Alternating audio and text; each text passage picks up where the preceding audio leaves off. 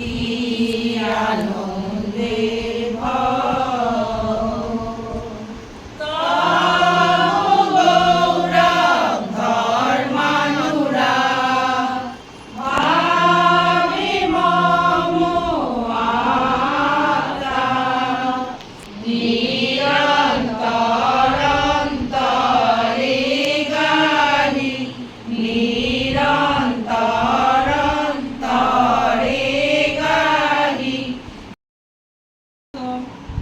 মর্মবেদনা। জৈতুন বাগানে প্রভু মানুষের সব পাপ এবং নিজের দুঃসহ যন্ত্রণার কথা ভেবে শোকে কাতর হলেন। সেই গভীর শোকে তার সর্বাঙ্গ হতে রক্তময় ঘাম পড়তে লাগলো।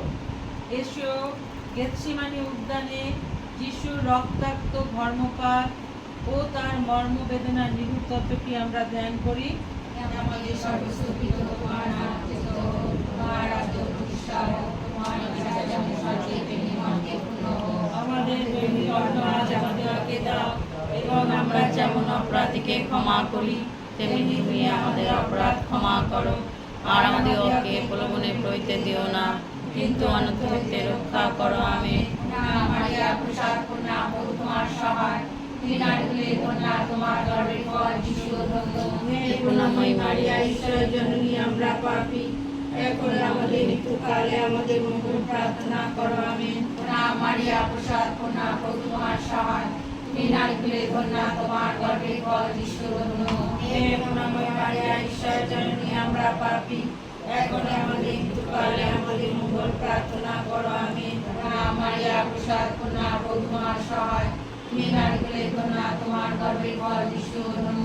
হে করুণাময়ী মারিয়া, ঈশ্বরের জননী, আমরা পাপী, এখন আমাদের মৃত্যুকালে আমাদের মঙ্গল প্রার্থনা করো। আমেন।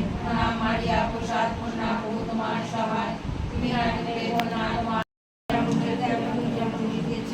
এবং যুগে যুগে চিরকাল হইবে। আমেন।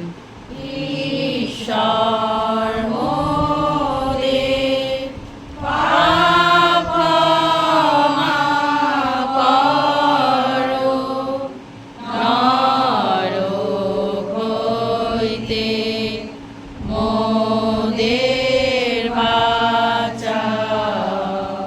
হে যিশু, স্বর্গে সকলকে আনো,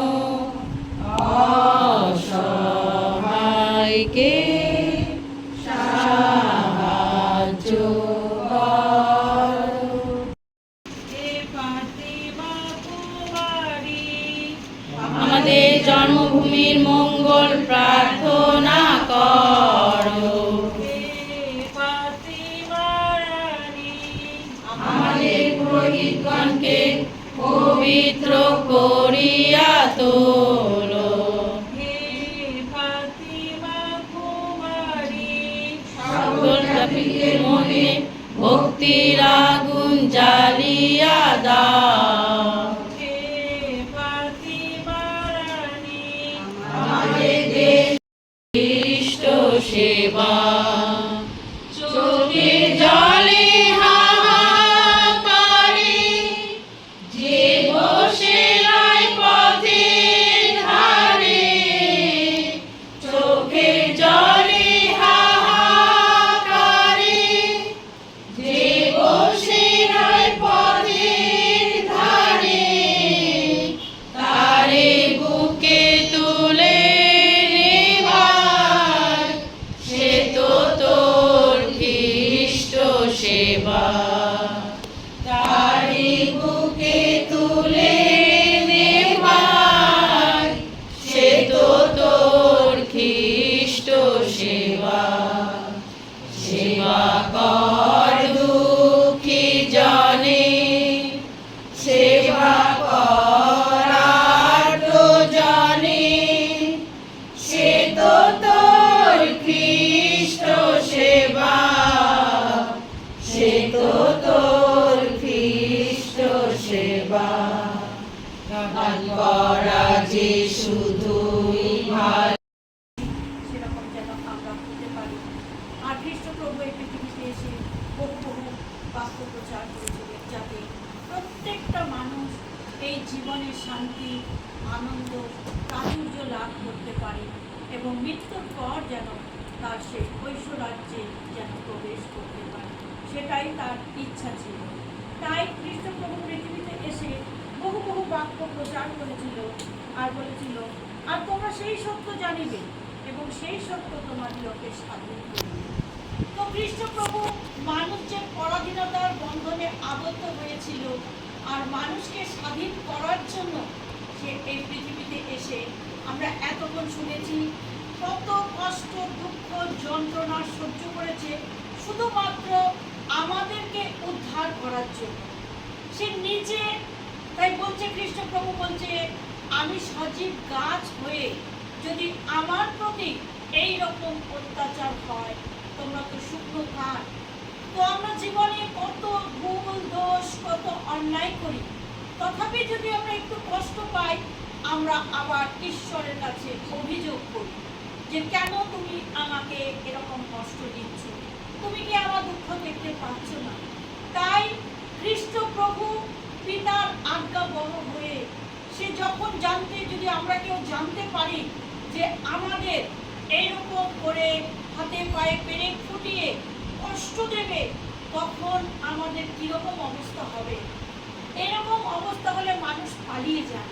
তাই খ্রিস্টপ্রভু আমাদের জন্য এই মুক্তির রাস্তা প্রস্তুত করার জন্য এত কষ্ট তাকে বহন করতে হবে, তথাপি সে সেই সময় কিন্তু সে পিতার কাছে প্রার্থনা করেছিল, পিতা আমাকে শক্তি দাও। আর সেই শক্তি নিয়েই কিন্তু সে এগিয়ে চলে তার পিতার আজ্ঞাবহ হয়েছিলেন। যে যখন আমরা ঈশ্বরের বাক্য করি, প্রচার করি, বলছে প্রার্থনা গান করা অনেক ভালো, বলছে তার থেকে ভালো প্রার্থনা করা, বলছে তার থেকেও ভালো আমাদের মনের ময়লাটাকে যদি আমরা বোঝাতে পারি। তো আমরা প্রতিনিয়ত আমরা ঈশ্বরের কথা শুনি, শুনে যেরকম ঈশ্বর চায় সেইভাবে যদি আমরা জীবনযাপন করি, সত্যি আমরা এই পৃথিবীতে অনেক ভালো থাকতে পারবো এবং মৃত্যুর পরেও তার ঐশ্বরাজ্যে প্রবেশ করতে পারবো। যখন খ্রিস্টপ্রভু সে এত নির্মম যন্ত্রণা তাকে বহন করতে হবে, সে পিতার কাছে শক্তি চাইছিল, আর শিষ্যদের তখন কি বলেছিল, তোমরা জাগিয়া থাকো, প্রার্থনা করো যেন পরীক্ষায় না পড়ো। তো জেগে থাকতে বলেছিল, আর পৃথিবীবাসীকেও আজ জেগে থাকতে বলছে। জেগে থাকা মানে নয় যে সারাদিন চোখ খুলে বসে থাকা।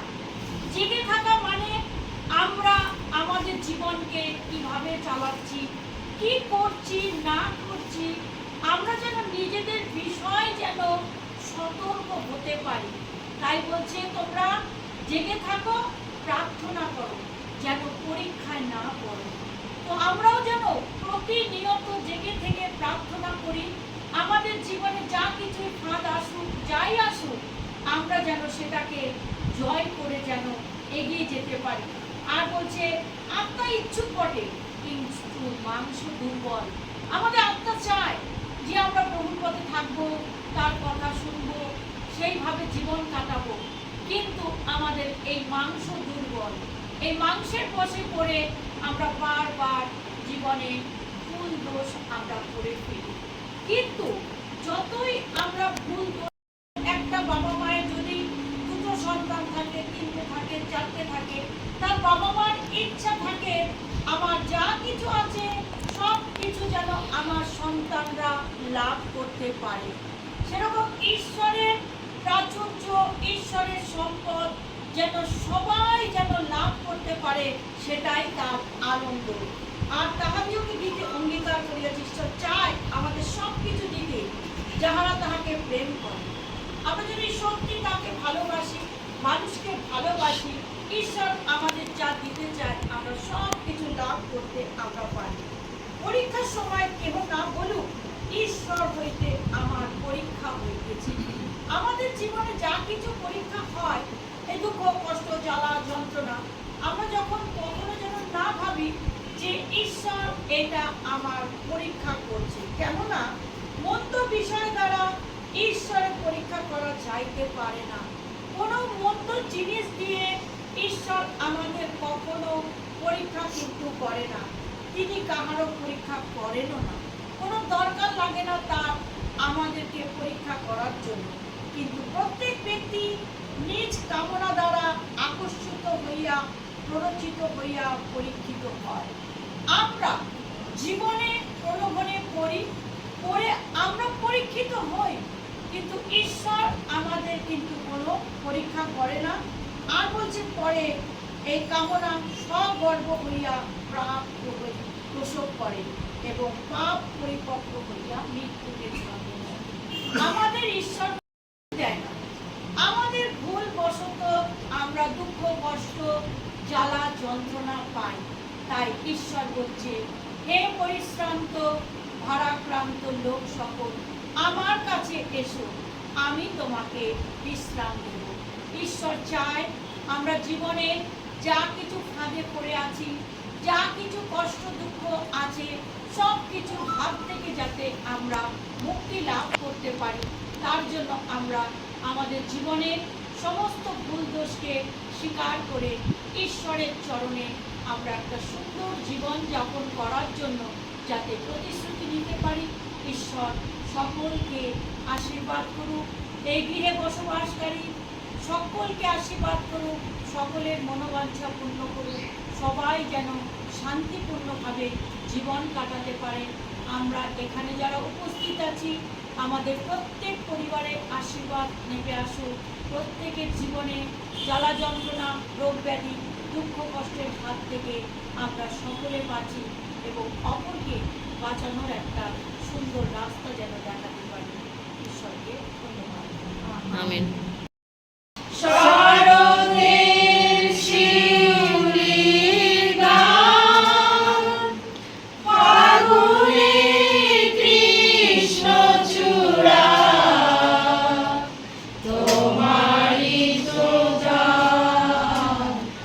আশীর্বাদ করো আমাদের, পরম করুণাময়, আশীর্বাদ করো আমাদের।